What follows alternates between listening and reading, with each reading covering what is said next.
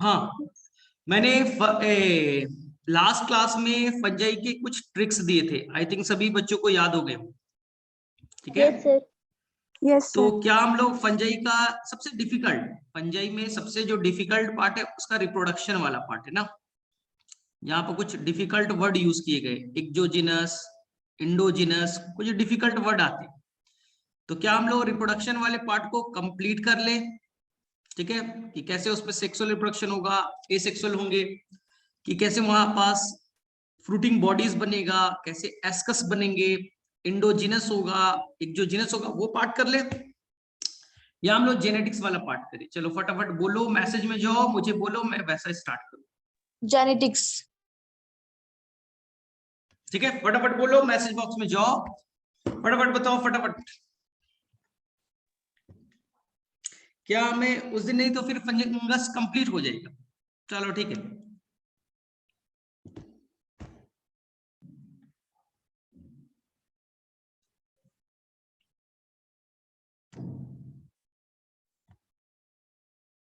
ठीक है, तो मैक्सिमम बच्चे का वही है कि हम लोग, ठीक है, जेनेटिक्स वाले पार्ट को करते हैं। ठीक है,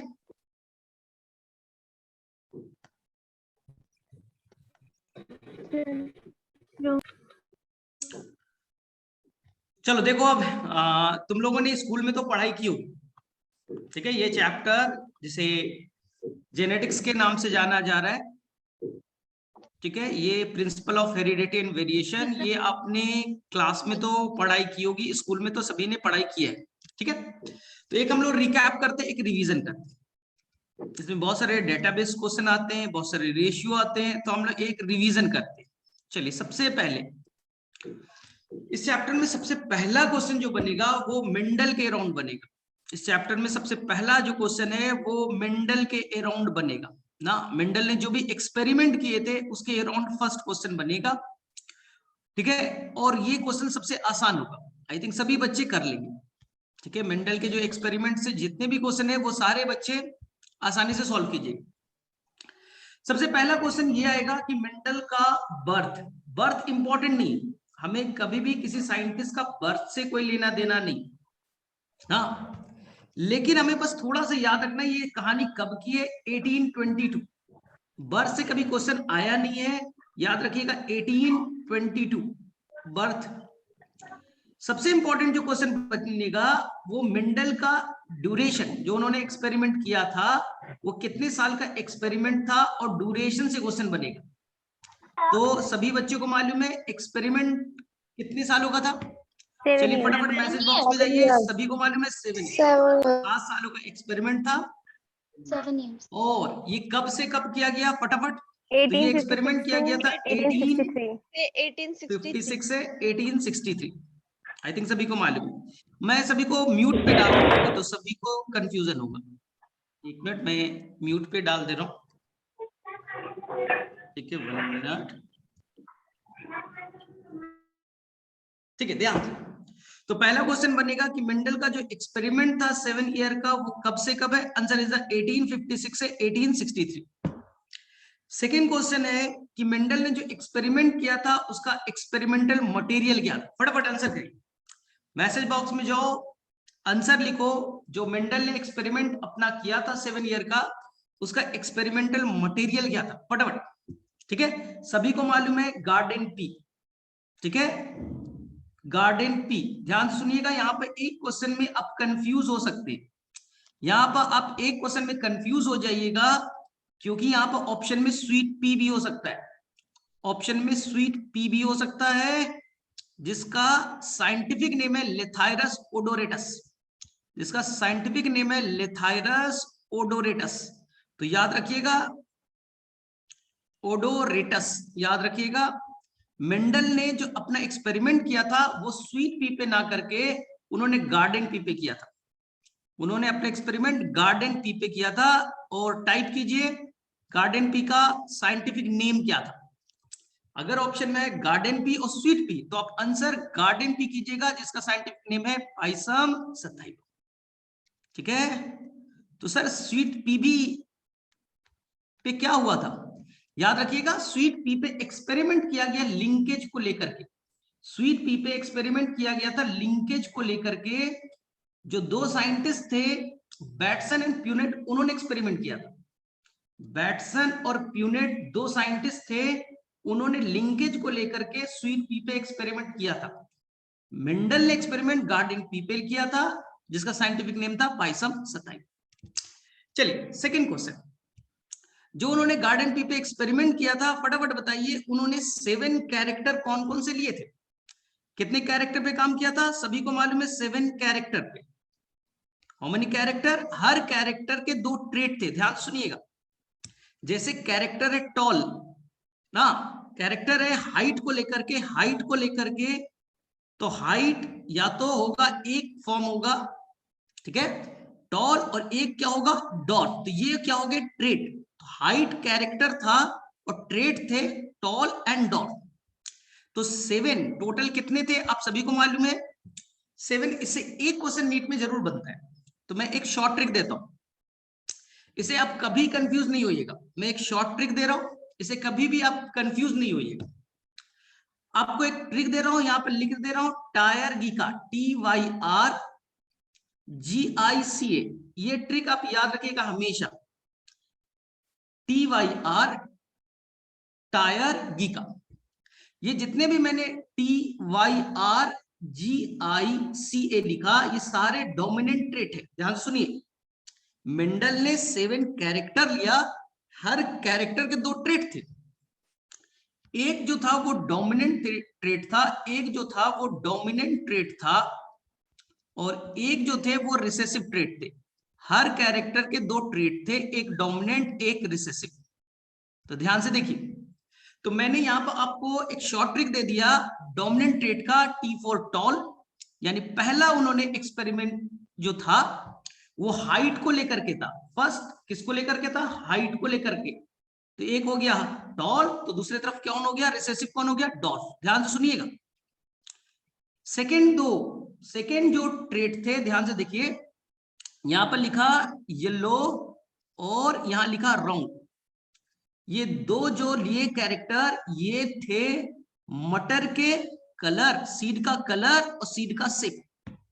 ये दोनों थे सीड के कलर और सीड के शेप को लेकर के। येलो तो उसका क्या हो जाएगा? ग्रीन, और इधर राउंड था तो इधर क्या हो जाएगा? रिंकल्ड। ध्यान से देखिए, अब देखिए, फिर 2 कैरेक्टर थे सीड के, ठीक है ना, ये हो जाएंगे आपके फ्लावर के कलर को लेकर, ठीक है। यहां पर देखिए, एक था सीड का कलर, ये सीड के कलर को लेकर के है, और ये था पॉड को लेकर के।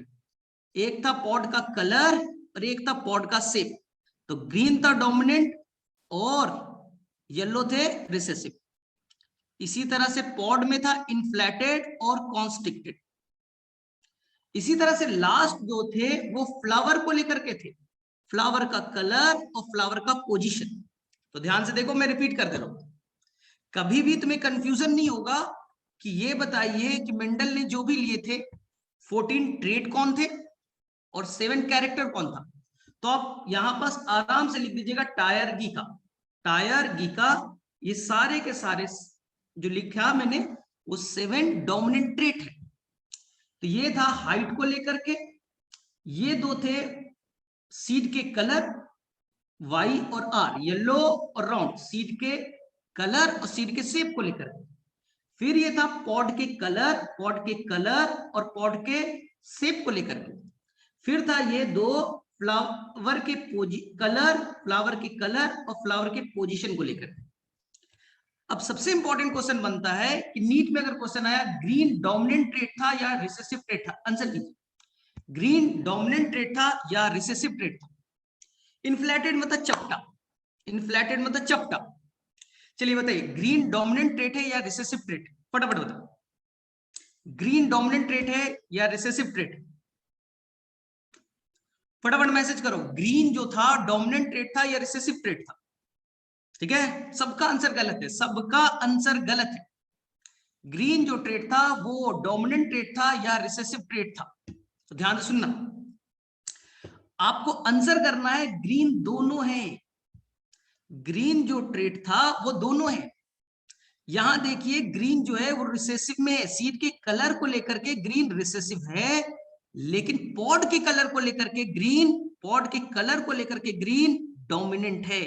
तो ग्रीन देखिए डोमिनेंट ट्रेट भी है और ग्रीन रिसेसिव भी है। डिपेंड करेगा ट्रेट कौन सा पूछा, हाँ कैरेक्टर कौन सा आ रहा है। तो अगर सीड के कलर के लिए पूछा गया तो ग्रीन जो है वो डोमिनेंट नहीं रिसेसिव है, और अगर पॉड के कलर के लिए पूछा गया तो ग्रीन डोमिनेंट है। ठीक है, इसी तरह से मैं फिर से क्वेश्चन पूछ रहा हूं, येलो जो ट्रेट है वो डोमिनेंट है या रिसेसिव है, ध्यान से सोच करके बताइएगा। येलो जो है वो डोमिनेंट है ट्रेट या रिसेसिव ट्रेट है, फटाफट बताओ। तो आंसर बोथ, आंसर बोथ। हाँ, किस रिस्पेक्ट में पूछा गया ये इंपॉर्टेंट। हाँ, डिपेंड ऑन कैरेक्टर। अब बताओ, अगर येलो पूछा गया तो सीड के कलर के लिए डोमिनेंट है, सीड के कलर के लिए डोमिनेंट है, बट पॉड के कलर के लिए रिसेसिव है, पॉड के कलर के लिए वो रिसेसिव है। तो ध्यान रखिएगा, येलो और ग्रीन को लेकर के बड़ा कंट्रोवर्सी है, बहुत अच्छे से करिएगा। ग्रीन डोमिनेंट भी है, ग्रीन रिसेसिव भी है, डिपेंड करेगा कौन सा कैरेक्टर लिया। येलो डोमिनेंट भी है, येलो रिसेसिव भी है, डिपेंड करेगा कि आपने कौन सा कैरेक्टर के लिए पढ़ा। चलिए, ये ट्रिक सभी को याद हो गया, फटाफट हैंड रेज करो। अच्छा ठीक है, सभी को या रिपीट करना है, फटाफट बोलो, मैसेज में फिर से बताओ, क्या रिपीट करना है, क्या रिपीट करना है, फटाफट बोलो, कर लोगे सभी लोग? ठीक है, तो चलिए मैं फिर से पूछ लो, फ्लावर का कलर बता देता हूं जी। मैंने बोला कि क्वेश्चन बनेगा कि मेंडल ने कितने कैरेक्टर लिए, अपने एक्सपेरिमेंट में कितने कैरेक्टर लिए, तो आंसर कीजिएगा 7, और पूछा जाएगा ट्रेट कितने लिए, तो आंसर कीजिएगा 14, क्योंकि 7 जो ट्रेट थे, 7 जो ट्रेट थे वो डोमिनेंट के लिए थे, हर कैरेक्टर के 2 ट्रेट थे, तो 7 जो ट्रेट थे वो डोमिनेंट के लिए थे। साक्षी, यहां सभी कुछ दिखाई दे रहा है, क्यों कर रहे हो सब? ठीक है, 7 जो ट्रेट थे वो डोमिनेंट थे और 7 ट्रेट थे वो रिसेसिव थे। तो मैंने आपको ट्रिक बताया कि 7 डोमिनेंट ट्रेट आपको याद करा दिया, टायर गीका, टायर गीका, ये मैंने 7 डोमिनेंट ट्रेट याद करा दिया। टी फॉर टॉल, ये हाइट के लिए हो गया, ये दोनों फ्लावर के ये सीड के कलर और सीड के शेप को होगा, ये दोनों हो गए पॉड का कलर और पॉड के शेप को लेकर के, और लास्ट जो था फ्लावर का कलर और फ्लावर का पोजीशन। सी फॉर कलरफुल है, violet colour, C for colourful था वायलेट कलर, और रिसेसिव में हो गया व्हाइट कलर। ठीक है, अब गड़बड़ नहीं कीजिएगा, तो बस तुम्हें याद रखना है कि यहाँ पर ग्रीन डोमिनेंट है या रिसेसिव है, फिर से बोल दो, तो यहां पास ग्रीन देखिए डोमिनेंट भी है और ग्रीन यहां रिसेसिव भी, येलो यहां डोमिनेंट ट्रेड भी है और येलो यहां रिसेसिव ट्रेड भी है। डिपेंड करेगा आपने कौन से कैरेक्टर के लिए पढ़ रहे हो। चलिए मेरे में से हो जाएगा, डन। चलिए अब नेक्स्ट क्वेश्चन, सेकेंड क्वेश्चन आएगा टाइप्स ऑफ गैमेट निकालना। चलिए सीखते हैं हम लोग टाइप्स ऑफ गैमेट निकालना। आपसे नीट में एक क्वेश्चन पूछा जाएगा कि कितने तरह के गैमेट्स बनेंगे, ध्यान सुनना। क्वेश्चन ये है कि ये मान लीजिए capital T capital R small R है, मान लीजिए capital T capital R small R capital G, मान लीजिए यहाँ small T capital R small G, तो पूछा जाएगा कितने तरह के गैमेट्स बनेंगे। ध्यान से सुनना, हम आपको प्रैक्टिस करने के लिए देंगे, इससे हमेशा क्वेश्चन आता है। देखिए कैसे निकालिएगा, फिर से बोल रहा हूं, क्वेश्चन आया capital A small A, capital B capital C small C, कितने तरह के गैमेट बनेंगे। फिर से बोल रहा हूं, small B capital C capital D, कितने तरह के गैमेट्स बनेंगे, टाइप्स में पूछ रहा हूं। हाँ फिर से बोल रहा हूं, capital A capital B capital C capital D capital E small, कितने तरह के गैमेट्स बनेंगे। Any idea? एक फार्मूला दे रहे, टाइप्स ऑफ गैमेट का फार्मूला होता है 2 पावर n, ध्यान सुनना, 2 power n। where n is number of heterozygotes, number of heterozygotes। ध्यान से सुनिए, नंबर ऑफ हेटेरोजाइगोट्स। सर ये क्या है, ध्यान से सुनिए, यहां देखिए ए क्या है, होमो या हेटेरो। अगर जो जीन तो पेयर में होते हैं, अगर वो सिमिलर है तो होमोजाइगस, अगर डिफरेंट है, एक कैपिटल है एक स्मॉल है, तो ये हो गया हेटेरोजाइगस। ए हेटेरो है, बी को देखिए, बी तो सिमिलर है, होमोजाइगस है। सी को देखिए, कैपिटल सी स्मॉल सी, तो ये हो गया हेटेरोजाइगस। तो हेटेरोजाइगस कितने, ए हेटेरो है, बी होमो है, सी हेटेरो है। तो यहां हो जाएगा 2 पावर 2, आंसर इज द 4। कितने तरह के हो गए, 4 तरह के गैमेट्स पॉसिबल हैं। अब बताइए ध्यान से, यहां कितने तरह के गैमेट पॉसिबल है, आंसर बॉक्स में जाइए, आंसर दीजिए। कितने तरह के गैमेट पॉसिबल है, स्मॉल है, होमो या हेटेरो। सर होमो है, क्रॉस कर दिया। सर स्मॉल बी होमो है, क्रॉस कर दिया। सर कैपिटल सी स्मॉल सी है, हेटेरो है, टिक आउट किया। Capital D small D hetero है, टिक आउट किया। कितने हेटेरो है, एन का वैल्यू हो गया 2, टाइप्स ऑफ गैमेट हो गया 2 पावर 2, आंसर 4 टाइप्स के। कौन कौन बनेगा सीखेंगे। चलिए थर्ड आंसर आप खुद कीजिए। आंसर यहां बताइए कितने तरह के गैमेट्स बनेंगे। ए हेटेरो है, बी हेटेरो है, सी हेटेरो है, डी हेटेरो है, ई हेटेरो है। तो 2 पावर 5, आंसर इज द कितना हो जाएगा, 2 into 2 into 2 into 2 into 2 into 2। आगे तो आंसर इज द 32। क्या आपको समझ में आ गया ये फार्मूला, फटाफट बताओ, क्या ये फार्मूला आपको समझ में आ गया, यस नो यस नो। चलिए तो मुझे बताइए, ये क्वेश्चन सॉल्व कीजिए आप लोग। हाँ यहां कीजिए फटाफट। टाइप्स ऑफ गैमेट बताइए यहां कितने तरह के, फटाफट बताइए टाइप्स ऑफ गैमेट कितने तरह के। First question, question number 1, types of gamete कितने। तो यहाँ होमो, यहाँ हेट्रो 2 पावर 1 2, 2 तरह के। यहाँ हेट्रो, ये होमो, तो 2 हेट्रो है, तो 2 पावर 2, आंसर 4। यहां बताइए ये होमो, ये हेट्रो, ये होमो, तो 2 power 1, answer is the 2 types. ठीक, लेकिन अब क्वेश्चन आएगा कि ये 2 टाइप्स का कौन कौन बनेगा। ध्यान से सुनना, अब नया चीज बता रहा हूं। अब नीट के क्वेश्चन में आया, ये बताइए ये कितने तरह का गैमेट्स बनाएगा।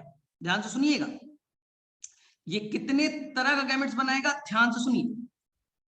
4 कौन कौन से बने, आंसर तो निकल गया, ये हेट्रो, ये होमो। आंसर 4 तरह के बनेंगे, लेकिन कौन कौन से, बहुत ध्यान से सुनिएगा, बहुत ध्यान से सुनिएगा, फिर सॉल्व करेंगे। बहुत ध्यान से सुनना है। सबसे पहले आपको यहां ए को ले लीजिए, ए होमो है, हेट्रो है। सर ए हेट्रो है, अगर ए हेट्रो है, ए को 2 पार्ट्स में तोड़ दीजिए। अगर ए हेट्रो है, 2 पार्ट्स में तोड़ दीजिए, एक कैपिटल है एक स्मॉल है। अब देखिए बी क्या है, सर बी भी हेट्रो है, तो आप इसे बाइफरकेट कर दीजिए, 2 पार्ट्स में तोड़िए। एक तरफ कैपिटल भी लिखिए, एक तरफ स्मॉल भी लिखिए। अगर बी हेट्रो है तो इसे 2 पार्ट्स में तोड़ दीजिए, एक तरफ कैपिटल बी, एक तरफ स्मॉल बी। अब आप सी की तरफ बढ़िए, सर सी तो होमो है, तो आप बाइफरकेट मत कीजिएगा, इसे ब्रेक डाउन मत कीजिएगा, 2 पार्ट्स में मत तोड़िए, केवल यहां सी लिख दीजिए, केवल यहां सी लिख दीजिए, केवल यहां सी लिख दीजिए। तो आपको 4 गैमेट्स बन गए। सर कौन कौन, पढ़ते हैं। यहां हो गया capital A, capital B, capital C, capital A, capital B, capital C, एक हो गया। दूसरा बोलो, capital A small B capital C, capital A small B, ठीक है, कैपिटल सी। थर्ड हो गया small A capital B capital C. और फोर्थ हो गया small A small B small A capital C. क्या ये चीज समझ में आ गया, यस नो, फटाफट बताओ। मैसेज बॉक्स में जाइए और बताइए क्या ये चीज क्लियर हो गया सभी को, यस नो। तो हम एक क्वेश्चन और सॉल्व करते हैं। मुझे बताइए यहां कितने तरह के गैमेट्स बनेंगे, ध्यान से सुनना है। यहां कितने तरह के गैमेट्स बनेंगे, ध्यान से देखिएगा। चलिए सबसे पहले बताइए कितने तरह के गैमेट्स बनेंगे, how many types of gamete. ये हेट्रो होमो, हेट्रो, हेट्रो, होमो। तो यहां पर बनेंगे 2 पावर 2 आंसर 4 टाइप्स के। सर कौन कौन, फिर से सिखा रहा हूं। सबसे पहले आप टारगेट कीजिए टी को, टी होमो या हेट्रो। सर टी होमो है, टी को ऐसे छोड़ दीजिए। फिर आप आगे बढ़िए, आर की तरफ आइए। आर हेट्रो है, 2 पार्ट्स में तोड़िए। आर हेट्रो है, 2 पार्ट्स में तोड़िए। ठीक है, आर हेट्रो है, 2 पार्ट्स में तोड़िए। ठीक है, तोड़ दिया आपने 2 पार्ट्स में। फिर आप आगे बढ़िए जी की तरफ। जी हेट्रो है, 2 पार्ट्स में तोड़ दीजिए। जी हेट्रो है, 2 पार्ट्स में तोड़ दीजिए। फिर आप आगे बढ़िए, आगे में कौन आएगा, वाई। वाई होमो है, बाइफरकेट मत कीजिए, बाइफरकेट मत कीजिए। अब आसानी से सारे गैमेट लिख सकते हैं। कौन कौन हो क्या देख लीजिए, ध्यान से सुनिए। Capital T, capital R, capital G, capital Y. फिर कौन सा हो जाएगा, capital T, capital R, small G, capital Y. फिर कौन होगा, small T, small R, capital G, capital Y. Capital R T, small R, small G, capital Y. तो ऐसे सारे गैमेट आप आसानी से लिख सकते हैं।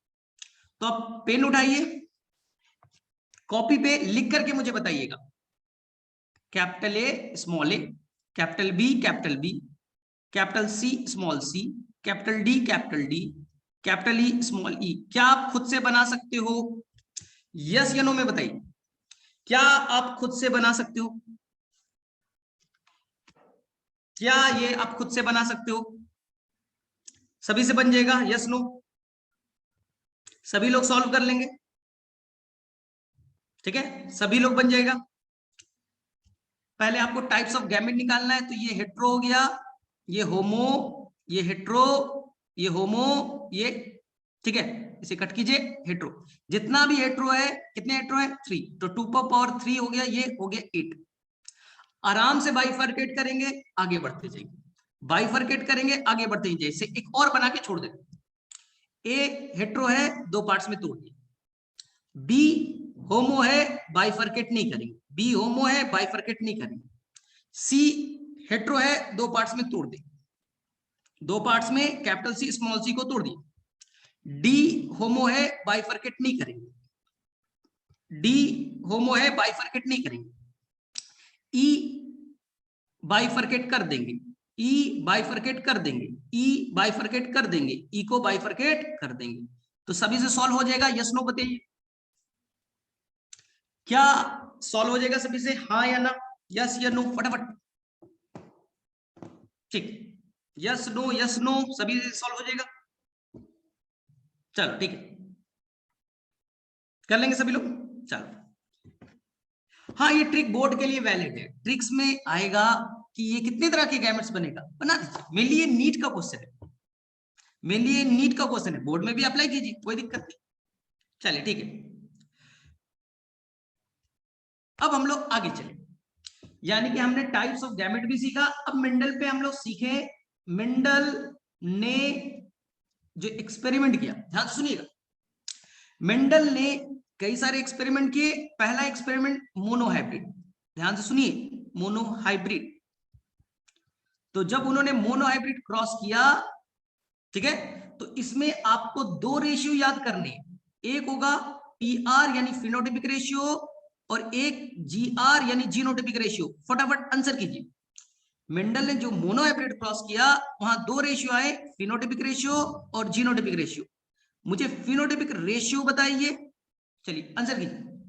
मुझे मोनोहाइब्रिड का फिनोटाइपिक रेशियो बताइए फटाफट। ठीक है, सभी बच्चे का आंसर करेक्ट है, 3:1।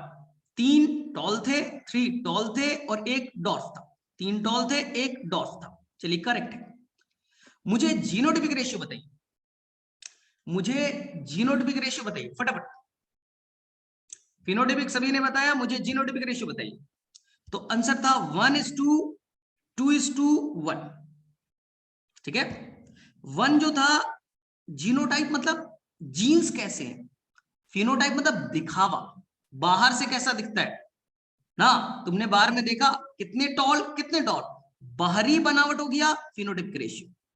अंदर में जीन कैसे है, तो एक था होमोजाइगस डोमिनेंट, 2 थे हेट्रोजाइगस डोमिनेंट, और एक था होमोजाइगस रिसेसिव, सभी को आता है ना, ठीक है। अब मेंडल ने जो मोनोहाइब्रिड क्रॉस किया, इससे क्या कंक्लूजन निकली, इससे क्या उन्होंने कंक्लूजन दिया, ध्यान से सुनिएगा। मेंडल ने मोनोहाइब्रिड क्रॉस किया, इससे क्या कंक्लूजन निकला। उन्होंने यहां से दो लॉ प्रपोज किए, ध्यान से सुनिएगा। यहां से अब दो लॉ प्रपोज किए, ठीक है। यहां से उन्होंने दिया law of dominance, law of dominance, पहला याद रखिएगा, पहला उन्होंने क्या दिया, law of dominance, first law. और सेकेंड उन्होंने दिया law of segregation, law of segregation.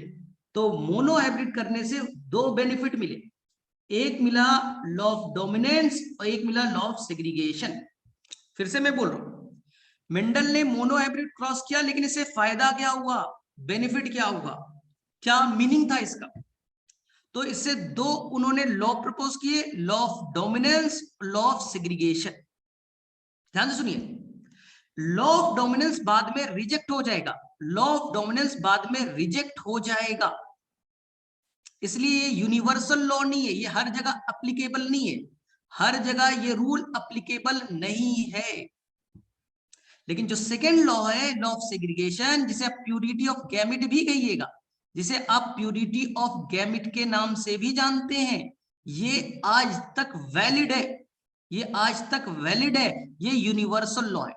फिर से बोल रहा हूं, फर्स्ट लॉ मेंडल का रिजेक्ट हो जाएगा, ठीक है, लॉ ऑफ डोमिनेंस रिजेक्ट हो जाएगा, हर जगह अप्लीकेबल नहीं है, मटर में तो एप्लीकेबल है, हर प्लांट में ये अप्लीकेबल नहीं है, तो it will be rejected. Purity of gamete सभी जगह अप्लीकेबल है, तो मेंडल का एक ही लॉ है जो हर जगह वैलिड है, यूनिवर्सल है, वो सेकंड लॉ है, क्योंकि थर्ड लॉ भी रिजेक्ट कर दिया जाएगा। तो ध्यान से सुनिए, क्या यहां तक चीजें क्लियर है सर, क्यों। अब लॉजिकल कॉन्सेप्ट पे आते हैं, सर लॉ ऑफ डोमिनेंस क्या था, चलिए लॉ ऑफ डोमिनेंस क्या था और रिजेक्ट क्यों हुआ। सर लॉ ऑफ डोमिनेंस क्या था और रिजेक्ट क्यों हुआ, ध्यान से सुनिए। मेंडल ने ये पेरेंट लिया प्योर टॉल, ठीक है, क्रॉस किया प्योर डॉल्फ से, तो जो F1 जनरेशन बनता है, F1 जनरेशन बना, वो बना कैपिटल टी स्मॉल टी। तो यहां पास उन्होंने बताया कि जो प्योर टॉल है उसको प्योर डॉर्फ से क्रॉस करते हैं, तो यहां पास हाइब्रिड वाला बना है टॉल ना, तो यहां पर जो कैपिटल टी है स्मॉल टी को सप्रेस कर देगा, कैपिटल टी वाला जो है जीन स्मॉल टी को सप्रेस कर देगा, स्मॉल टी के एक्सप्रेशन को रोक देगा, तो कैपिटल टी के सामने स्मॉल टी का एक्सप्रेशन रुक जाएगा। स्मॉल टी डॉर्फ बनाना चाहता था, कैपिटल टी टॉल बनाना चाहता था, लेकिन कैपिटल टी ने डॉर्फ बनाने वाले को रोक दिया। ये लॉ ऑफ डोमिनेंस जो बाद में रिजेक्ट हो जाएगा, जो बाद में रिजेक्ट हो जाएगा। सर क्यों, आप बताइए, आप बताइए। क्योंकि हमने यहां पर ढूंढा इनकम्प्लीट डोमिनेंस, हमने कुछ प्लांट के अंदर में देखा नया चीज जहां कंप्लीट डोमिनेंस नहीं लग रहा है, इनकम्प्लीट डोमिनेंस, याद आ रहा है आपको। और हमने एक चीज देखा कोडोमिनेंस, हमने एक चीज देखा कोडोमिनेंस। तो मेंडल का फर्स्ट लॉ रिजेक्ट होता है, उसके दो रीजन थे। उनका मानना था F1 में, ठीक है, F1 में जो डोमिनेंट जीन है वो रिसेसिव जीन को पूरी तरह से सप्रेस कर देगा, लॉ ऑफ डोमिनेंस। लेकिन इनकम्प्लीट डोमिनेंस याद कीजिए, हमने रेड फ्लावर को कैपिटल आर को प्योर व्हाइट से क्रॉस किया, तो यहां पास कैपिटल आर स्मॉल आर को पूरी तरह से सप्रेस नहीं किया। कैपिटल आर रेड बनाना चाहता था, स्मॉल आर व्हाइट बनाने चाहते थे। मेंडल अगर रहता, मेंडल का रूल लगता, तो कैपिटल आर स्मॉल आर को सप्रेस करता और ये बनते रेड, लेकिन यहां बना पिंक। इसका मतलब है कैपिटल आर स्मॉल आर को पूरी तरह से सप्रेस नहीं किया, इसलिए स्मॉल आर भी एक्सप्रेस हुआ और ये बन गए पिंक। इसलिए इनकम्प्लीट डोमिनेंस आने के चलते मेंडल का फर्स्ट लॉ रिजेक्ट। आप मुझे बताइए इनकम्प्लीट डोमिनेंस के एग्जाम्पल कौन है? इनकम्प्लीट डोमिनेंस के एग्जाम्पल कौन है? फटाफट बताइए, इनकम्प्लीट डोमिनेंस के एग्जाम्पल कौन है? किसी को याद है? इनकम्प्लीट डोमिनेंस के एग्जाम्पल सुनिए, इनकम्प्लीट डोमिनेंस के एग्जाम्पल कौन है? तो देखिए, ठीक है, देखिए ध्यान से, आपको 4 बजे सुबह उठना है, 4 o'clock उठना है, 4 o'clock सुबह में उठना है, बहुत जल्दी उठ जाइएगा, मूड आपका ऑफ हो जाएगा, मूड आपका ऑफ हो जाएगा, आप सैड लगोगे। सुबह 4 बजे आपको उठा दिया जाए तो आप सैड हो जाओगे, सैड, याद हो जाएगा। यानी कि ध्यान सुनिए, 4 o'clock प्लांट, ठीक है, इसी का नाम है 4 o'clock प्लांट। इसका मतलब हो गया स्नैपड्रैगन, सभी एक ही प्लांट के नाम है, हो गया स्नैपड्रैगन, ठीक है। ए का मतलब हो गया एंटी राइनम, एक प्लांट है जिसका नाम है एंटी राइनम, एंटी राइनम। और डी फॉर हो गया डॉग फ्लावर, डी फॉर हो गया डॉग फ्लावर, ठीक है, डॉग फ्लावर। इन सभी प्लांट के अंदर में आपको इनकम्प्लीट डोमिनेंस देखा जाएगा, इनकम्प्लीट डोमिनेंस देखा जाएगा। आपके एनसीईआरटी में एंटी राइनम केवल है, लेकिन याद रखना Snapdragon, dog flower, anti sad, याद रख लीजिए SAD, SAD। एनसीईआरटी में केवल आपको एंटी राइनम मिलेगा, लेकिन क्वेश्चन बनाने में डॉग फ्लावर भी मिल सकता है, स्नैपड्रैगन भी मिलेगा। सभी प्लांट में क्या मैंने बोला, सभी के अंदर में इनकम्प्लीट डोमिनेंस दिखेगा। याद रहेगा आपको, सुबह 4 बजे सैड हो जाइए, सुबह 4 बजे सैड हो जाइए, याद रहेगा। चलिए मुझे बताइए, अगर इनकम्प्लीट डोमिनेंस होगा तो F2 का फिनोटिपिक रेशियो और जीनोटिपिक रेशियो क्या होगा? F2 का फिनोटिपिक रेशियो और जीनोटिपिक रेशियो क्या होगा? फटाफट बताइए। अच्छा, इनकम्प्लीट डोमिनेंस बता दो, चलो अनु, चलो इधर देखो, ध्यान से देखिए, फिर से मैं बता दूं। कंप्लीट डोमिनेंस कहता है कि कैपिटल टी स्मॉल टी को छुपा देगा, कैपिटल टी टॉल बनाना चाहता है, स्मॉल टी डॉर्फ बनाना चाहता है। जब दोनों साथ में होंगे, कैपिटल टी स्मॉल टी को सप्रेस करेगा, छुपा देगा, ये लॉ ऑफ डोमिनेंस। लेकिन जब हमने क्या पढ़ा, इनकम्प्लीट डोमिनेंस, तो कैपिटल आर स्मॉल आर को छुपा नहीं पाया, कैपिटल आर रेड बनाएगा, स्मॉल आर व्हाइट बनाएगा, दोनों मिल गए तो क्या बन गया? पिंक फ्लावर, ठीक है। तो यहां फिनोटिपिक रेशियो आएगा 1:2:1 और जीनोटिपिक भी आएगा 1:2:1, जीनोटिपिक भी आएगा 1:2:1, फिनोटिपिक भी आएगा 1:2:1, दोनों सेम आएंगे। ध्यान से सुनिएगा, ध्यान से सुनना, जो मैं बोलूंगा ध्यान से सुनिएगा। पूरे जेनेटिक्स में, पूरे जेनेटिक्स में एक साथ में क्लियर कर रहा हूं, पूरे जेनेटिक्स में ऐसे 4 टाइम, 4 बार 4 टाइम्स ऐसा आएगा कंडीशन जहां फिनोटिपिक रेशियो और जीनोटिपिक रेशियो एक समान हो जाएंगे, जहां फिनोटिपिक रेशियो और जीनोटिपिक एक हो जाएगा। जैसे अभी इनकम्प्लीट डोमिनेंस में फिनोटिपिक 1:1 आया और जीनोटिपिक भी 1:1 आया, तो ऐसे जेनेटिक्स में 4 बार आएंगे। जरूरत जब पड़ेगा मैं चारों बताऊंगा, अभी फिलहाल इनकम्प्लीट डोमिनेंस सीखना था, तो इनकम्प्लीट डोमिनेंस में फिनोटिपिक जीनोटिपिक एक समान आ गए, ऐसे 4 बार होगा। टेस्ट क्रॉस आएगा, वहां भी होगा, कोडोमिनेंस होगा, वहां भी आएगा, कुछ लीथल जीन का कॉन्सेप्ट आएगा, वहां भी होगा, लेकिन फिलहाल हम केवल इनकम्प्लीट डोमिनेंस पे काम करें। चलिए नेक्स्ट क्वेश्चन, ध्यान से सुनिएगा। एक सर ये कोडोमिनेंस क्या है? ध्यान से सुनना सर, कोडोमिनेंस क्या है? एकदम ध्यान से लॉजिकल वे में पढ़िए, कोडोमिनेंस क्या है?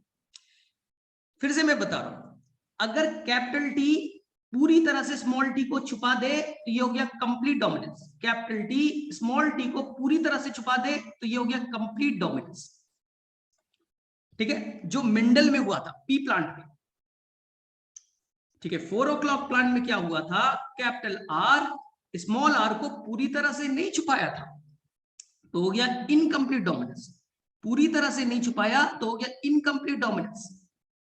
चलिए जब आप पढ़िएगा ब्लड ग्रुप ए बी, यहां सुनिएगा, जब आप ब्लड ग्रुप पढ़िएगा, ए बी ब्लड ग्रुप पढ़िएगा, जिस इंसान के अंदर ए और B blood, A B blood group है, उस केस में कैपिटल आई ए नाम का जीन है और कैपिटल आई बी नाम का जीन है। यहां जब दोनों पास आएंगे, कोई किसी को नहीं छुपाएगा। ए अपना एक्सप्रेशन करेगा, बी अपना एक्सप्रेशन करेगा, दोनों किसी को ना डोमिनेट करेंगे ना किसी को सप्रेस करेंगे, दोनों का एक्सप्रेशन होगा, इसी को कहेंगे कोडोमिनेंस। कोडोमिनेंस समझिए, जब आपके अंदर कैपिटल आई ए नाम का जीन है और सामने में स्मॉल आई है, तब आप स्मॉल आई को छुपा दीजिए। कैपिटल आई ए है, स्मॉल आई को पूरी तरह से छुपा देगा, complete dominance, complete dominance. Capital I B है, स्मॉल आई है, पूरी तरह से छुपा देगा, कंप्लीट डोमिनेंस।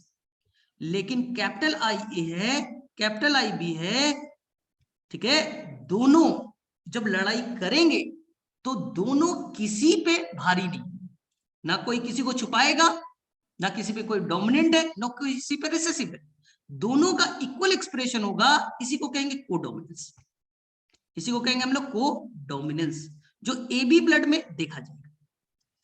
आगे बात समझ में क्लियर है सभी को? कोडोमिनेंस सभी को क्लियर है? ठीक है, कोडोमिनेंस सभी को क्लियर है? ठीक, चलिए फटाफट बताइए।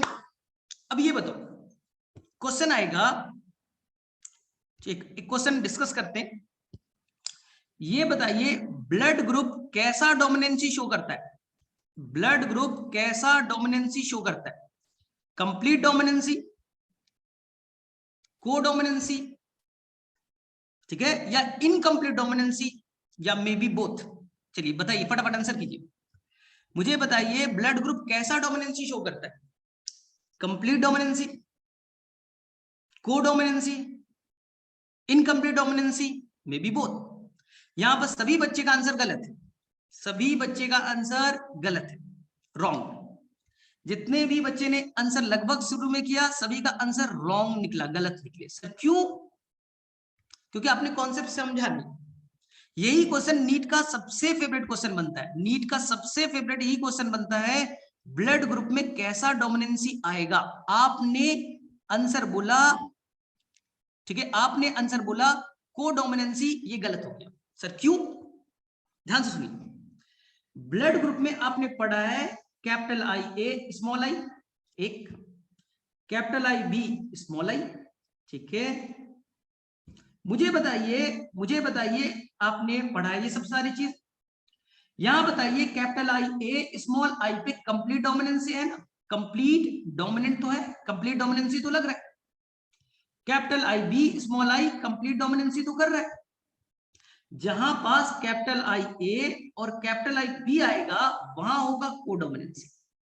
तो फिर से बोल रहा हूं, जब आप ब्लड ग्रुप पढ़ते हैं तो एनसीईआरटी में 6 जगह 6 जीनोटाइप है, capital I A, capital I ए, याद कीजिए, कैपिटल आई ए स्मॉल आई, यहां ए ब्लड ग्रुप बनेगा क्योंकि कंप्लीट डोमिनेंसी हो रहा है। कैपिटल आई बी ये जो चलो होमोजाइगस से, capital I B small I ये कंप्लीट डोमिनेंसी करेगा। लेकिन कैपिटल आई ए और कैपिटल आई बी है, यहां कोडोमिनेंसी लगेगा। और स्मॉल आई है, यहां तो ऐसे भी कोई एंटीजन बनेंगे नहीं, यहां पर तो कोई डोमिनेंसी है नहीं, यहां पर तो दोनों रिसेसिव है। तो फिर से मैं बोल दूं, capital I A small I complete dominancy, capital I B small I complete dominancy, और ए बी जहां है वो कोडोमिनेंसी। तो अपने नॉलेज को ठीक कीजिए। Blood group show both complete dominancy as well as codominancy. क्या ये बातें आपको समझ में आती है? यस नो में मैसेज कीजिए। क्या ये बातें आपको समझ में आती है? ब्लड ग्रुप में दोनों तरह के डोमिनेंसी देखे जाएंगे, कंप्लीट भी और कोडोमिनेंसी। तो गड़बड़ नहीं कीजिएगा, आप गड़बड़ नहीं कीजिएगा, कंप्लीट भी दिखेगा और कोडोमिनेंसी भी दिखेगा। ए बी ब्लड ग्रुप है तो कोडोमिनेंसी, ए बी ब्लड ग्रुप है तो कोडोमिनेंसी। चलिए क्लियर यहां तक? चलिए अब हम एक चीज को पढ़ते हैं। आई तो दोनों रिसेसिव है, स्मॉल टी तो डॉर्फ बनेगा। ये तो दोनों रिसेसिव है ना, या कोई डोमिनेंट नहीं है, या तो दोनों रिसेसिव वाले हैं, या कोई डोमिनेंट नहीं है, कोई डोमिनेंसी नहीं लगेगा। चलिए अब ध्यान से बताइए, ठीक है। आपको एक वर्ड आएगा प्लियोट्रॉपी, एक वर्ड आएगा प्लियोट्रॉपी, ठीक है। एक वर्ड आएगा पॉलीजीन, पॉलीजीन। एक वर्ड आएगा मल्टीपल एलीन, एक वर्ड आएगा मल्टीपल एलीन। इस चीज को हम ध्यान से पढ़ते, इस चीज को बहुत ही सिंपल वे में पढ़ते, बहुत ही आसान। प्लियोट्रॉपी, पॉलीजीन, मल्टीपल एलीन। ध्यान से देखिएगा, मेंडल का मानना था, ध्यान सुनना, मेंडल का मानना था हर कैरेक्टर को, हर कैरेक्टर, ईच कैरेक्टर, हर कैरेक्टर को कंट्रोल करने के लिए एक जीन है, हर कैरेक्टर को कंट्रोल करने के लिए वन जीन है, एक जीन एक कैरेक्टर। एक जीन है वो हाइट को कंट्रोल करेगा, एक जीन फ्लावर कलर को कंट्रोल करेगा, हर कैरेक्टर को कंट्रोल करने के लिए वन जीन है। आगे बात समझ में, एक जीन एक कैरेक्टर, ठीक है। तो सर प्लियोट्रॉपी क्या है, ठीक है। देखिए कभी कभी एक जीन, ध्यान सुनना, कभी कभी एक जीन एक से ज्यादा, मोर देन वन कैरेक्टर को कंट्रोल करे, कभी कभी एक जीन एक से ज्यादा कैरेक्टर को कंट्रोल करे। यानी एक ही जीन है वो हाइट को कंट्रोल कर ले, वही जीन स्किन कलर को कंट्रोल करे, वही जीन तुम्हारे, ठीक है, आंख की कलर को कंट्रोल करे। एक ही जीन अगर एक से ज्यादा कंट्रोल करे तो उस जीन को प्लियोट्रॉपी कहते हैं, उस जीन को प्लियोट्रॉपी कहते हैं। ऐसे समझो, आपके अवंती में अभी जो क्लासेस हम लोग चल रहे हैं, अवंती फेलो, वहां पास एक टीचर है, वन टीचर है, एक टीचर है, और आपको क्या पढ़ा रहे भाई, एक टीचर बॉटनी पढ़ा रहे, एक टीचर है, जैसे मैं बॉटनी पढ़ा रहा हूं, अमित सर होंगे जूलॉजी पढ़ा रहे, नरेंद्र सर है तो केमिस्ट्री पढ़ा रहे। हर सब्जेक्ट के लिए एक टीचर है, एक टीचर बॉटनी के, एक टीचर जूलॉजी के, एक टीचर केमिस्ट्री के। तो ये हो गया भाई नॉर्मल मेंडल वाला, मेंडल का ये कहना था हर सब्जेक्ट एक टीचर, हर सब्जेक्ट एक टीचर। लेकिन अगर मान ले एक ही टीचर है, टीचर एक ही है, मान लो मैं टीचर हूं और मैंने आज तुम्हें क्या पढ़ाया, बॉटनी, कल मैं तुम्हें पढ़ा दूं जूलॉजी, फिर मैं पढ़ा दूं केमिस्ट्री, फिर मैं पढ़ा दूं फिजिक्स, फिर मैं पढ़ा दूं इंग्लिश। तो मुझे बता ये एक टीचर कितने सब्जेक्ट पढ़ा रहा है, एक टीचर कितने सब्जेक्ट पढ़ा रहा है। सर पढ़ाना तो एक टीचर को एक सब्जेक्ट चाहिए था, लेकिन यार एक टीचर एक से ज्यादा सब्जेक्ट पढ़ा रहा है, तो ये हो गया प्लियोट्रॉपी, मैं हो गया प्लियोट्रॉपिक जीन। मैं टीचर हूं और मैं एक से ज्यादा सब्जेक्ट पढ़ा रहा हूं, प्लियोट्रॉपिक जीन। नुकसान क्या है, अगर ये जीन खराब हो गया, मान लो मुझे कोविड हो गया, कोरोना हो गया, 14 डेज के लिए मैं क्लास नहीं लूंगा, तो तुम्हारा बॉटनी भी खराब, जूलॉजी भी खराब हो गया, केमिस्ट्री भी खराब हो गया, फिजिक्स भी खराब हो गया, इंग्लिश भी खराब हो गया। हर सब्जेक्ट के लिए एक एक टीचर रहते हैं तो ठीक है, एक टीचर बीमार पड़ा तो चलो एक सब्जेक्ट खराब होगा। लेकिन अगर एक ही टीचर सारे सब्जेक्ट पढ़ा ले, प्लियोट्रॉपिक बन जाए, तो अगर वो खराब हुए तो एक साथ मल्टीपल सिम्टम आपको दिखेगा। आगे बात समझ में, फटाफट बताओ यस नो, क्या ये बात आपको समझ में आती है, क्या ये बात आपको समझ में आती है। एक टीचर एक सब्जेक्ट, ये तो मेंडल का कॉन्सेप्ट था, ये एक टीचर एक सब्जेक्ट, ये तो मेंडल बोलते थे। लेकिन एक टीचर एक से ज्यादा सब्जेक्ट, ये हो गया प्लियोट्रॉपिक जीन, ठीक है। और मैं खराब हुआ, सारा सब्जेक्ट खराब हो, क्योंकि मैं ही फिजिक्स पढ़ा रहा हूं, मैं ही केमिस्ट्री, मैं ही बॉटनी, मैं ही जूलॉजी। चलिए अब देखिए नेक्स्ट कॉन्सेप्ट, देखिए अब मान लीजिए, ध्यान से सुनिएगा, आप बहुत बार देखते हैं, ध्यान से सुनिए, मैंने आपको बॉटनी पढ़ाया, देखो ध्यान से, अब तुम्हें बॉटनी पढ़ना है, ये देखिए बॉटनी। तो बॉटनी पढ़ाने के लिए कौन आगे भाई, यहां आगे सदाब सर, मैं, एक टीचर आए, उन्होंने बॉटनी पढ़ाया, ठीक है। जैसे कि आप कोटा में चले जाते हैं तो वहां बहुत सारे टीचर होते हैं, हर सब्जेक्ट के बहुत सारे टीचर है। तो एक टीचर बॉटनी का प्लांट फिजियोलॉजी पढ़ाएगा, एक टीचर जेनेटिक्स पढ़ाएगा, एक टीचर इकोलॉजी पढ़ाएगा, एक टीचर मॉर्फोलॉजी पढ़ाएगा, एक टीचर एनाटॉमी पढ़ाएगा। तो एक ही सब्जेक्ट बॉटनी पढ़ने के लिए एक से ज्यादा टीचर, एक ही सब्जेक्ट पढ़ने के लिए अब एक से ज्यादा टीचर का होना, यही कहलाया पॉलीजेनिक। यही कहलाया देखो पॉलीजेनिक, यानी प्लियोट्रॉपी का हो गया उल्टा। प्लियोट्रॉपी बोलता था एक ही टीचर एक से ज्यादा सब्जेक्ट, एक ही टीचर एक से ज्यादा सब्जेक्ट का पढ़ाना। अब एक ही सब्जेक्ट को पढ़ने के लिए एक से ज्यादा टीचर का होना। मैं बॉटनी में तुम्हें केवल जेनेटिक्स पढ़ा रहा हूं, मेरा नाम ए है, बी नाम के सर आएंगे वो इकोलॉजी पढ़ाएंगे, वो भी बॉटनी है, सी नाम के टीचर आएंगे प्लांट फिजियोलॉजी पढ़ाएंगे, डी मॉर्फोलॉजी पढ़ाएंगे, ई एनाटॉमी पढ़ाएंगे। यानी कि अब एक टीचर, ठीक है, एक सब्जेक्ट पढ़ने के लिए, एक कैरेक्टर को कंट्रोल करने के लिए एक से ज्यादा जीन है। इसी को हमने कहा पॉलीजीन, पॉलीजेनिक इनहेरिटेंस। क्या ये चीजें समझ में आती है? चलो फटाफट आंसर करो, क्या ये चीज समझ में आ गई? एक कैरेक्टर को कंट्रोल करने के लिए एक से ज्यादा जीन मौजूद है, ठीक है। अब बोलिए सर कहां होता है, ध्यान से सुनिए। जैसे तुम्हारे स्किन कलर, जैसे तुम्हारा स्किन कलर को कंट्रोल करने के लिए ए नाम का भी जीन है पेयर में, बी नाम का भी जीन है और सी नाम का भी जीन है। तो देखिए स्किन कलर को कंट्रोल ए नाम का जीन भी कर रहा है, बी भी कर रहा है और सी भी कर रहा है। 3 पेयर ऑफ जीन, 3 अलग अलग जीन स्किन कलर को कंट्रोल कर रहे हैं। जीन पेयर में रहते हैं, ए है वो पेयर में, बी नाम का जीन है वो भी पेयर में, सी है वो भी पेयर में। तो कितने तरह के जीन कंट्रोल कर रहे हैं? एक जीन नहीं कर रहा है, 3 अलग अलग जीन मिलकर के स्किन कलर को कंट्रोल कर रहे हैं।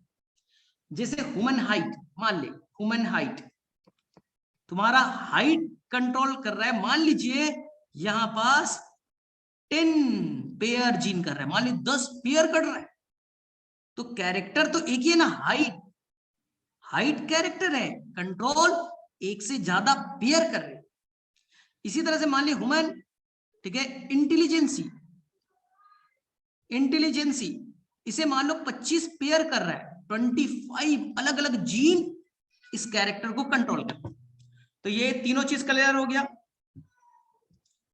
मोनोजेनिक एक जीन एक कैरेक्टर, प्लियोट्रॉपी एक जीन एक से ज्यादा कैरेक्टर, और पॉलीजेनिक एक कैरेक्टर एक से ज्यादा जीन। क्या ये तीनों वर्ड आपको समझ में आता है? फटाफट बोलो, क्या ये तीनों वर्ड आपको समझ में आ गया 100%?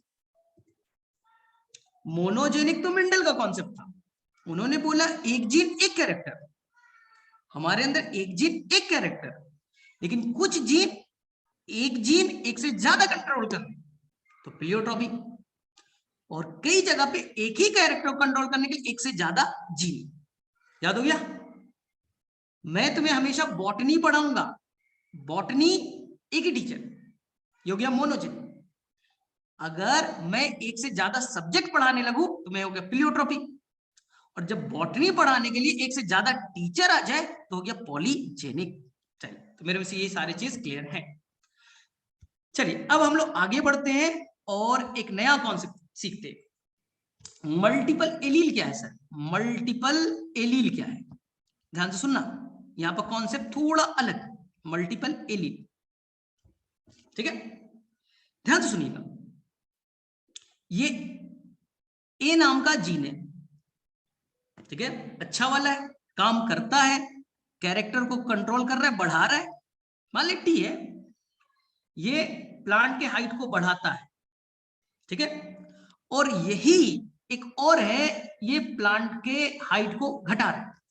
तो हाइट को कंट्रोल करने के लिए जो जीन है, ये हाइट है, कैरेक्टर कौन है? हाइट। हाइट को कंट्रोल करने के लिए कोई जीन है, ठीक है भाई।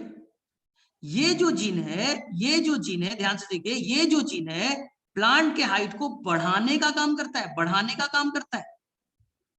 तो हमने उस जीन को कहा डोमिनेंट एलील, और इसी का एक फॉर्म है खराब हो गया, म्यूटेशन हो गया, वो खराब हो गया, वो भी हाइट को ही कंट्रोल कर रहा है, वो भी हाइट को ही कंट्रोल कर रहा है, ठीक है, वो भी हाइट को कंट्रोल करने वाला जीन है, लेकिन वो हाइट को बढ़ा नहीं पाता। तो एक ही जीन है हाइट को कंट्रोल करने वाला, उसके दो फॉर्म हो गए, एक कैपिटल टी, एक स्मॉल टी, ऐसे समझो। इंडियन टीम में बॉलर की जरूरत है, जो बॉल फेंकेगा, बहुत अच्छा बॉलर है। तो बताइए, बॉलर है तो कुछ बॉलर फास्टर है, कुछ बॉलर स्पिनर है, कुछ बॉलर मिडिल, मतलब दोनों के बीच में, ना फास्ट करते हैं ना स्पिन करते हैं। तो बॉलर के अलग अलग फॉर्म है, तो जीन के अलग अलग फॉर्म को ही हम एलील कहते हैं, जीन के अलग अलग फॉर्म को ही हम एलील कहते हैं। ध्यान से सुनिए, जीन क्या है, जो कैरेक्टर को कंट्रोल करे, लेकिन वो कैसे कंट्रोल कर रहा है, वो कंट्रोल कैसे कर रहा है, वो अगर पूरी तरह से कैरेक्टर को बढ़ा रहा है, बढ़ाने का काम कर रहा है, तो उसे कहेंगे डोमिनेंट, और जो घटाने का काम करेगा उसे हम लोग रिसेसिव कहेंगे। आ गई बात समझ में? तो हर जीन के कितने फॉर्म है? दो, एक डोमिनेंट बढ़ाने का काम करेगा, एक रिसेसिव घटाने का काम करेगा। तो हर जीन के दो ही फॉर्म होंगे, capital T small T, capital R small R, capital G small G, capital A small A, capital B small G. लेकिन कभी कभी, यानी हर जीन के कितने फॉर्म? दो form, dominant recessive, dominant recessive, ठीक। लेकिन कभी कभी एक जीन के एक से ज्यादा, यानी दो से ज्यादा भी पॉसिबल है। कभी कभी एक जीन के दो से टू और more than two form possible है। जैसे देखिए, ब्लड ग्रुप को कंट्रोल करने के लिए, ब्लड ग्रुप को कंट्रोल करने के लिए एक कैपिटल आई है, एक स्मॉल है। ये एंटीजन बनाएगा, ये एंटीजन नहीं बनाएगा, ये डोमिनेंट, ये रिसेसिव, ये डोमिनेंट, ये रिसेसिव। तो ब्लड ग्रुप के कितने हो गए फॉर्म? दो, दो एलिमेंट। लेकिन इवोल्यूशन में क्या हुआ, ये कैपिटल आई अपने आप में बदलाव लेते हैं, चेंजेस आए, और एक बन गया कैपिटल आई ए और एक बन गया कैपिटल आई बी, और स्मॉल आई तो पहले से था। अब मुझे बताइए, तो अब यहां पर एक कैपिटल आई ए हो गया, एक कैपिटल आई बी हो गया, एक स्मॉल आई हो गया, कितने हो गए बोली? तो सर यहां तो तीन हो गए, एक, दो और तीन, होने दो चाहिए थे, लेकिन कभी कभी दो से ज्यादा फॉर्म भी पॉसिबल है। जैसे ब्लड ग्रुप में जो जीन है उसके तीन फॉर्म देखे गए, तो दो से ज्यादा हो गया, तो नाम पड़ा मल्टीपल एलील। क्या यहां तक आपको बातें समझ में आती है? इंडियन टीम में दो ही बॉलर की जरूरत थी, एक फास्टर, एक स्पिनर, तेज फेंकेगा, एक स्लो फेंकेगा, दो ही फॉर्म थे, एक फास्टर, एक स्पिनर, बॉलर है, दो फॉर्म। लेकिन कोई मीडियम फास्टर है, वो ना फास्ट फेंक रहा है ना स्लो फेंक रहा है, तो अब तीन तरह के फॉर्म हो गए, एक फास्टर है, एक स्पिनर है और एक मीडियम फास्टर है, तो बॉलर के तीन फॉर्म हो गए। तो अगर दो से ज्यादा फॉर्म हो गए किसी जीन के, तो नाम हो जाएगा मल्टीपल एलील, जैसे ब्लड ग्रुप में देखा जाएगा। क्या यहां तक चीजें क्लियर है? फटाफट बताओ, क्या यहां तक चीजें क्लियर है? बोलो फटाफट, क्या यहां तक चीजें क्लियर है? ठीक है, ब्लड ग्रुप को कंट्रोल करने वाला कोई जीन है, लेकिन वो काम कैसे कर रहा है? अच्छा कर रहा है, खराब कर रहा है? अच्छा करेगा तो डोमिनेंट, खराब करेगा तो रिसेसिव। लेकिन कभी कभी दो से ज्यादा भी फॉर्म हो सकते हैं। आगे बात समझ में? देखिए, अब किसी बच्चे ने बोला सर एलील होता क्या है, चलिए इसको सीखते हैं, इसको सीखते हैं, एलील को सीखते हैं। ध्यान से सुनना, थोड़ा सा टाइम लगेगा लेकिन आप सीख लो। ये आपके क्रोमोसोम है, ये आपको क्रोमोसोम आपके पापा के साइड से है पैटर्न, ये क्रोमोसोम है, ये आपके मम्मी के साइड से आया है, इसे नाम है मैटर। ठीक है, ध्यान से सुनिए, जो पापा के साइड से क्रोमोसोम आया है, इसी के एक पार्ट, ये पार्ट, इस पार्ट को हम जीन कहते हैं। इस पार्ट को क्या कहते हैं? जीन। तो क्रोमोसोम का एक टुकड़ा, क्रोमोसोम का एक पार्ट, ये दूसरा पार्ट है, दूसरा जीन, तीसरा पार्ट है, तीसरा जीन, चौथा पार्ट है, चौथा जीन, ये जीन। तो मान लीजिए मैंने एक जीन ले लिया, तो जीन क्या है? डीएनए का बना हुआ है। जीन क्या है? डीएनए का बना। ठीक, डीएनए में मान लीजिए सीक्वेंस है A T G C, pair में होते हैं, ए का पार्टनर टी, टी का पार्टनर ए, जी का पार्टनर सी, सी का पार्टनर जी। मैंने क्रोमोसोम लिया, क्रोमोसोम के एक पार्ट को जीन कहते हैं, तो मैंने ये जीन ले लिया जो हाइट को कंट्रोल करता है। कैसे करता है देखिएगा, ये मैंने ले लिया, हाइट को कैसे कंट्रोल कर रहा है देखिए। अब ये डीएनए है, आपको अच्छे से मालूम है डीएनए से बनता है आरएनए, प्रोसेस का नाम ट्रांसक्रिप्शन, और यहां बनेगा आरएनए जिसे हम कहते हैं एमआरएनए। क्या बना? एमआरएनए। ठीक है, मालूम है? ए से क्या बनेगा? ए से यहां बनेगा यू, क्योंकि आरएनए में टी नहीं बनते। टी का पार्टनर ए, जी का पार्टनर सी, सी का पार्टनर जी, ये बना एमआरएनए। अब एमआरएनए जाएगा राइबोसोम के पास, ये एमआरएनए गया राइबोसोम के पास, और राइबोसोम ने इस एमआरएनए को बना दिया प्रोटीन। क्या बना दिया? प्रोटीन। समझ में आया? आरएनए से क्या बन गया? प्रोटीन। अब ये प्रोटीन कन्वर्ट हो जाएगा एंजाइम में। किसमें कन्वर्ट होगा बोलो? एंजाइम में। मान लो किसमें कन्वर्ट हो गया? एंजाइम में। अब ये एंजाइम कहां जाएगा? सबस्ट्रेट के पास। कोई सबस्ट्रेट है और ये एंजाइम उस पर एक्ट करेगा और बनाएगा प्रोडक्ट। इस प्रोडक्ट का नाम है, मान लीजिए जिब्रेलिक एसिड। मान लीजिए जिब्रेलिक एसिड। फिर से रिपीट कर रहा हूं, मान लीजिए ये एक क्रोमोसोम है, क्रोमोसोम के एक पार्ट को जीन कहते हैं, ये जीन है। मैंने जीन को तोड़ करके निकाला, तो ये डीएनए के पार्ट को मैंने जीन कहा। जीन में क्या होते हैं? एटीजीसी, एटीजीसी यही होता है। तो ये डीएनए से बना, ट्रांसक्रिप्शन करके क्या बना? एमआरएनए। एमआरएनए राइबोसोम के पास गया और क्या बना? प्रोटीन। प्रोटीन किसमें कन्वर्ट हुआ? एंजाइम। एंजाइम, इस एंजाइम ने सबस्ट्रेट को कन्वर्ट किया प्रोडक्ट में और बने जिब्रेलिक एसिड। जिब्रेलिक एसिड क्या करेगा? प्लांट के हाइट को, देखिए ये प्लांट था, इसके प्लांट के हाइट को इंक्रीज कर दिया, प्लांट के हाइट को इंक्रीज कर दिया, ये लंबा हो गया, प्लांट लंबा हो गया। आ गया? जीन कैसे काम करते हैं? डीएनए, डीएनए से बना आरएनए, आरएनए से बना प्रोटीन, प्रोटीन से बने एंजाइम, और यही एंजाइम बनाएगा जिब्रेलिक एसिड। जिब्रेलिक एसिड का अमाउंट ज्यादा तो यहां पास क्या हो जाएंगे? जिब्रेलिक एसिड ज्यादा अमाउंट में बना तो लंबाई ज्यादा बढ़ गई, हाइट बड़ा हो गया। ठीक है, अब सुनिए ध्यान से, अब देखिए ध्यान से, हमने यहां पर दूसरा एक क्रोमोसोम लिया और यहां से मैंने जीन को काटा, वही हाइट को कंट्रोल करने वाला, हाइट को कंट्रोल करने वाला जीन। लेकिन यहां पास देखिए ए क्या था? यहां पर बोलो ए टी जी और सी था। मान लो यहां म्यूटेशन हो गया और यहां ए जी सी आ गया, ए जी सी आ गया, डीएनए में म्यूटेशन हुआ, ए जी सी आ गया, तो बताओ पार्टनर कौन होगा? ए का टी, जी का सी का जी। ठीक, अब इससे जो एमआरएनए बनेगा, तो बताइए ए का पार्टनर कौन होगा? यू। ए से क्या बनता है? यू। जी से क्या बनता है? सी से क्या बनता है? जी। बनना क्या था? यूएसीजी बनना था, यूएसीजी बना क्या? यूयूसीजी। अब एमआरएनए खराब बना, क्यों? क्योंकि डीएनए म्यूटेट कर गया था, डीएनए खराब तो एमआरएनए भी खराब। अब एमआरएनए जब राइबोसोम के पास जाएगा तो इससे क्या बनेंगे? प्रोटीन। तो प्रोटीन भी खराब बनेगा ना, पहले की तरह तो बनेगा नहीं, क्योंकि यहां पर सीक्वेंस चेंज हो गया। अब प्रोटीन अगर खराब बनेंगे तो एंजाइम भी कैसा बनेगा? एंजाइम भी कैसा बनेगा? लेस फंक्शनल, फंक्शन कम करेगा।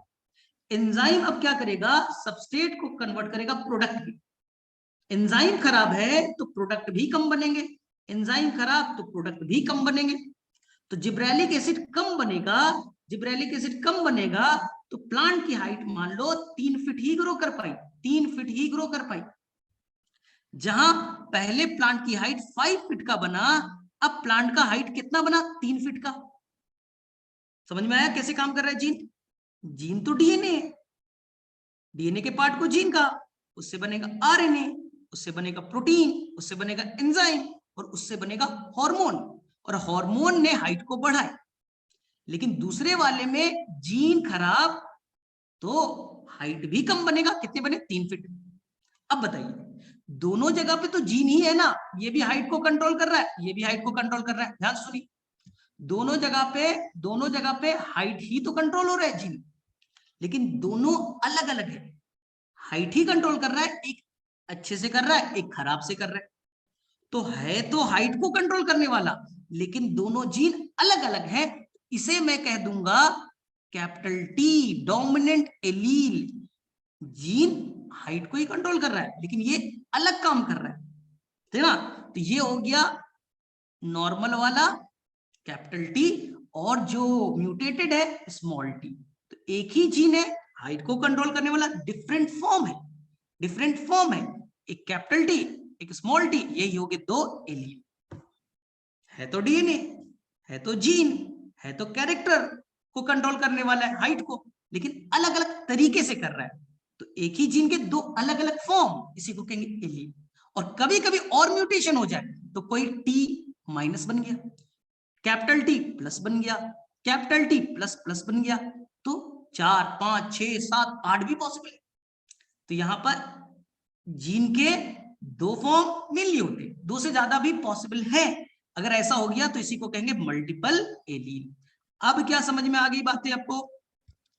अब क्या क्रिस्टल क्लियर हुआ? अब ये कॉन्सेप्ट क्रिस्टल क्लियर हो गया? फटाफट बोलो, आ गया समझ में? अब तो टेंशन नहीं है एलील में, क्योंकि तुमने मॉलिक्यूलर पढ़ा है तो चीजें समझ में आ जाएगी। तुमने मॉलिक्यूलर पढ़ा है, डीएनए पढ़ा है, डीएनए से बनेंगे आरएनए, आरएनए से बनेगा प्रोटीन, प्रोटीन से बनेंगे एंजाइम, और एंजाइम सबस्ट्रेट को बनेगा प्रोडक्ट, और प्रोडक्ट बना जिब्रेलिक एसिड। प्लांट की लंबाई 5 फीट, प्लांट की लंबाई 5 फीट। दूसरे वाले में डीएनए खराब, आरएनए भी खराब तो प्रोटीन भी खराब, एंजाइम भी खराब तो प्रोडक्ट बना कम बना, जिब्रेलिक एसिड कम बने तो लंबाई 3 फीट। तो है तो दोनों हाइट से रिलेटेड, है तो दोनों हाइट से रिलेटेड, लेकिन दोनों का काम अलग अलग तरीका है। तो हम 2 जीन नहीं ना बोलेंगे, दोनों तो हाइट ही को कंट्रोल कर रहे हैं। तो एक ही जीन है, लेकिन दोनों का तरीका अलग अलग है, 2 फॉर्म हो गए, तो नाम पड़ा जीन के फॉर्म एलील, जीन के फॉर्म ही एलील हो गए। तो यहाँ कितने एलील है? 2। सर और म्यूटेशन हो गया तो टी प्लस बन जाएगा, 3 एलील हो जाएंगे। सर और हो गया तो 4 बन जाएंगे, 5 बन जाएंगे। इनफाइनाइट नंबर तक पॉसिबल है, इनफाइनाइट नंबर तक पॉसिबल है, लेकिन ब्लड ग्रुप में अभी तक 3 ही देखे गए, ब्लड ग्रुप में केवल 3 ही देखे गए। हो सकता है फ्यूचर में, भविष्य में 4 5 6 भी हो सकते हैं, हो सकते हैं फ्यूचर में और इससे ज्यादा बढ़ जाए। आ गया बात समझ में?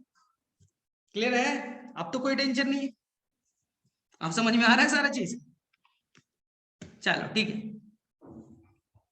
तो ये सभी को प्रॉब्लम रहता है, सर एलील किसी को नहीं मालूम, बस पढ़ते जा रहे, बस पढ़ते जा रहे, रट्टा मारते जा रहे, एलील एलील जीन एलील पढ़ते जा रहे, लेकिन समझ में किसी को नहीं आता। चलो ठीक है, अब मैं 10 क्वेश्चन पूछता हूं, उसके बाद छुट्टी करेंगे। चलिए 10 क्वेश्चन पूछ रहा हूं। चलिए सबसे पहले मुझे बताइए, मेंडल ने जो अपना एक्सपेरिमेंट किया था वो कितनी ईयर का था? मेंडल ने जो अपना एक्सपेरिमेंट किया था वो कितने ईयर का था? ठीक है, मेंडल ने जो अपना एक्सपेरिमेंट किया वो कितने ईयर का था? Answer 7 year. ड्यूरेशन बताइए, 7 साल कब से कब? 7 साल का तो था, कब से कब? मेंडल ने जो 7 ईयर का एक्सपेरिमेंट किया उसका ड्यूरेशन क्या था? 1856 से 1863, 1856 से 1863। आगे बात समझ में? 1856 से 1863। चलिए, मेंडल का एक्सपेरिमेंटल मटेरियल क्या था? Sweet pea, garden tea, sweet pea, garden tea, sweet pea, garden tea, ठीक है, गार्डन टी। गार्डन पी का साइंटिफिक नेम क्या है? गार्डन पी का साइंटिफिक नेम क्या है? Pisum sativum, Pisum sativum. Mendel ने जो अपना एक्सपेरिमेंट किया उसमें कितने कैरेक्टर पे उन्होंने काम किया? मेंडल ने जो अपना एक्सपेरिमेंट किया उसमें कितने कैरेक्टर पे काम किया? 7। आंसर 7। हर कैरेक्टर के कितने ट्रेट्स थे? हर कैरेक्टर के कितने ट्रेट्स थे? 2। तो मेंडल ने टोटल कितने ट्रेट पे काम किया?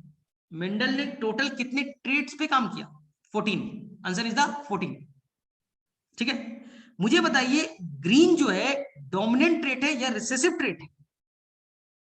ग्रीन जो है वो डोमिनेंट ट्रेट है या रिसेसिव ट्रेट है? Answer both. Answer both. अगर सीड के कलर के लिए पूछा जाए तो रिसेसिव, और नहीं, सीड के कलर के लिए पूछा जाए रिसेसिव, और पॉड के कलर के लिए पूछा जाए डोमिनेंट। चलिए फिर से बताइए, येलो जो है वो डोमिनेंट है या रिसेसिव है? येलो जो है वो डोमिनेंट है या रिसेसिव है? Answer both. ये डिपेंड करेगा किस कैरेक्टर के लिए पूछा गया, सीड के कलर के लिए या पॉड के कलर के लिए। चलिए ठीक है, ध्यान से बताइए। ठीक है, मेंडल ने अपना जो मोनो हाइब्रिड क्रॉस किया उसके जीनोटिपिक और फिनोटिपिक रेशियो क्या क्या है? मेंडल जो अपना मोनो हाइब्रिड क्रॉस किया उसमें जीनोटिपिक और फिनोटिपिक रेशियो क्या क्या है? ठीक है, जीनोटिपिक 1:1 और फिनोटिपिक 3:1। मेंडल ने जो अपना मोनो हाइब्रिड क्रॉस किया उससे दो रिजल्ट आए, दो कंक्लूजन आए, दो लॉ बने। मेंडल ने जो अपना एक्सपेरिमेंट किया मोनो हाइब्रिड, उससे दो लॉ प्रपोज किए गए। ठीक है, बताइए दो लॉ कौन कौन से थे? Law of dominance, law of segregation. क्या law of dominance universally valid है, यूनिवर्सली एक्सेप्टेड है? क्या law of dominance universally accepted है? नहीं, लॉ ऑफ डोमिनेंस को रिजेक्ट कर दिया गया due to discovery of two dominance. बोलिए कौन कौन? लॉ ऑफ डोमिनेंस को रिजेक्ट किया गया, ये यूनिवर्सली वैलिड नहीं है, ये केवल मटर के प्लांट में, पूरी दुनिया में वैलिड नहीं। Incomplete dominance, codominance. ठीक है, give me the example of incomplete dominance. Give me the example of incomplete dominance. Red flower लेकिन है किसमें? Dog flower. मैंने आपको बताया 4 o'clock plant, 4 o'clock plant, sad हो जाइएगा। स्नैपड्रैगन, एंटीराइनम मेजस और डॉग फ्लावर, सैड सैड। ठीक है, ये तीनों एक ही प्लांट है। ठीक है, चलिए ये बताइए blood group show which types of dominance? Blood group show which types of dominance? को डोमिनेंस, कंप्लीट डोमिनेंस? फिर से गलती किया तुम लोगों ने, दोनों, बोथ, बोथ। अब बताइए capital I A small I A कैसा डोमिनेंस शो करेगा? Complete dominance, codominance? Answer कीजिए। Capital I B A small I A कैसा डोमिनेंस करेगा? आंसर कीजिए। तीसरा capital I A capital I B A कैसा डोमिनेंस है? आंसर कीजिए। ठीक है, तो capital I A small I complete dominance, second complete dominance, और लास्ट को डोमिनेंस। ठीक है, अब बताइए ब्लड ग्रुप में कितने तरह के एलील पॉसिबल? ब्लड ग्रुप में कितने तरह के एलील पॉसिबल है? How many types of allele? 3 allele है। तो जब 2 से ज्यादा एलील होता है उसके लिए स्पेशल नाम देते हैं। जब 2 से ज्यादा एलील होता है तो इसके लिए स्पेशल नाम देते हैं, बोलिए। Multiple allele. अगर 2 से ज्यादा एलील हो तो उसे हम लोग क्या कहते हैं? Multiple allele. ठीक है, capital I A capital I B small. ठीक है, अब बताइए ब्लड ग्रुप के कितने जीनोटाइप पॉसिबल है? ब्लड ग्रुप के कितने टाइप जीनोटाइप पॉसिबल है? तो रूल है, फार्मूला आपको मालूम होना चाहिए, n/2 n+1, n/2 n+1, where n is number of allele. Fit कीजिए, number of allele blood group में कितने एलील है? 3। फिट कीजिए, n/2 n+1, 3/2 3+1 कितने हो जाएंगे? बोलिए। Answer is the 6। Answer is the 6। तो नंबर ऑफ जीनोटाइप का फॉर्मूला याद हो गया, ब्लड ग्रुप में जीनोटाइप का फॉर्मूला आपको याद हो गया। सर फिनोटाइप का भी कोई फॉर्मूला है? हाँ है, फिनोटाइप का भी फॉर्मूला है n+1, n+1। n is number of allele, allele का नंबर है 3, 3+1 आंसर इज द 4। कर लोगे? 3+1 answer is the 4। n+1 phenotype के लिए, n/2 n+1 जीनोटाइप के लिए। चलिए अब मुझे बताइए यहां पास कितने तरह के गैमेट पॉसिबल है? How many types of gamete possible है? ध्यान से देखिए और आंसर कीजिए। कैपिटल सी कैपिटल सी है, कैपिटल सी कैपिटल सी है, कैपिटल डी स्मॉल डी। कितने तरह के गैमेट पॉसिबल है? कितने तरह के गैमेट पॉसिबल है? सर ये हेट्रो है, ये हेट्रो है, ये होमो है, ये हेट्रो है। इनका वैल्यू 3 है तो 2 power 3 answer is the 8। 2 power 3 answer is the 8। यहां बताइए, यहां आप सोच समझ करके बताइएगा कितने, बताइए कितने तरह के गैमेट पॉसिबल है? कितने तरह के गैमेट पॉसिबल है? जीरो थोड़ी होगा यार, जीरो थोड़ी होता है। 2 पावर 0 1 होगा ना। अरे ये इनका वैल्यू जीरो, इनका वैल्यू जीरो, हम लोग लगाएंगे 2 पावर 0, 2 पावर 0 1 होता है। एक तरह का गैमेट बनेगा। सर कौन सा बता दो? ए देखिए होमोजाइगस, बी देखिए होमोजाइगस, सी देखिए होमोजाइगस, डी देखिए होमोजाइगस। एक ही तरह का गैमेट बनेगा। A capital B capital C capital D. आ गया बात समझ में? चलो किसे जेनेटिक्स अब थोड़ा थोड़ा समझ में आने लगा, किसे किसे जेनेटिक्स अब थोड़ा बहुत समझ में आने लगा। प्लियोट्रॉपी समझ में आया? चलो मुझे बताओ फिर से, मैं कैसा हूं, मोनोजेनिक, पॉलीजेनिक या प्लियोट्रॉपिक? मुझे बताओ। मैं हमेशा तुम्हें बॉटनी ही पढ़ाऊंगा। मोनोजेनिक हुआ, पॉलीजेनिक हुआ, प्लियोट्रॉपिक जीन हुआ, मैं हमेशा तुम्हें बॉटनी पढ़ाऊंगा तो मोनोजेनिक। अगर मैं कल जूलॉजी पढ़ाऊं, परसों केमिस्ट्री, फिर इंग्लिश, फिर फिजिक्स, मैं ही रोजाना पढ़ाऊं फिजिक्स केमिस्ट्री बॉटनी जूलॉजी, तो मैं कैसा हो जाऊं? प्लियोट्रॉपी। एक ही जीन एक से ज्यादा कैरेक्टर, प्लियोट्रॉपी।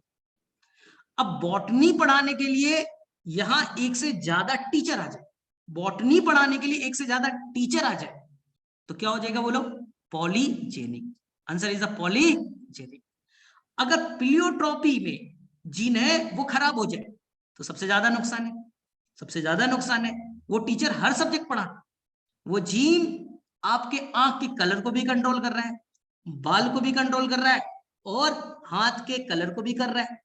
वो जीन खराब तो हाथ का कलर व्हाइट, बाल का कलर व्हाइट, आंख का कलर व्हाइट, क्योंकि हर चीज में कलर को वो कंट्रोल कर रखे रखा। वो खराब तो बड़ा प्रॉब्लम। चले तो मेरे में से अब कर लोगे सभी लोग? डन?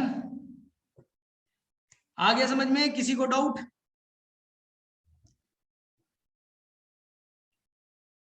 ठीक है, तो मेरे से ये सभी लोग कर लीजिएगा, आसान सा टॉपिक। ठीक है, तो हम लोग अगले क्लास में मिलेंगे, डाई हाइब्रिड पे बात करेंगे, लिंकेज पे बात करेंगे, क्रॉसिंग ओवर पे बात करेंगे, रिकॉम्बिनेंट पे बात करेंगे। ठीक है, तो अगले क्लास में हम लोग सबसे डिफिकल्ट पार्ट लिंकेज पे बात करने वाले।